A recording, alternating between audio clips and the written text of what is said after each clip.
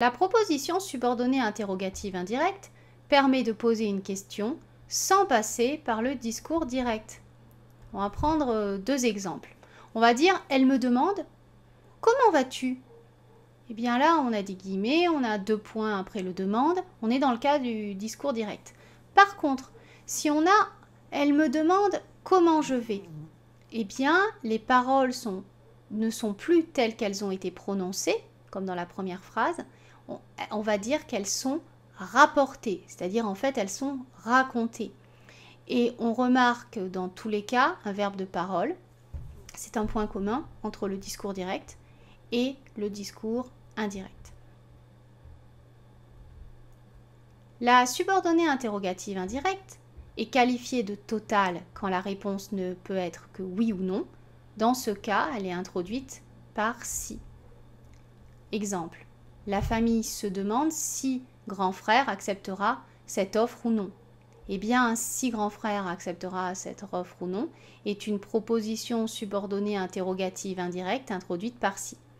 La proposition subordonnée interrogative indirecte est dite partielle quand la réponse ne peut pas être oui ou non. Dans ce cas, elle est introduite par quel, pourquoi, qui, quand, etc. Exemple. Les membres de l'association se demandent qui a osé trahir leur président. Qui a osé trahir leur président est une subordonnée interrogative indirecte introduite par qui. Elle est partielle car on ne peut pas répondre oui ou non à cette question. Les étudiants ne savent plus quelle théorie considérer. Eh bien là, c'est une proposition subordonnée interrogative indirecte introduite par quelle. Elle est encore une fois partielle.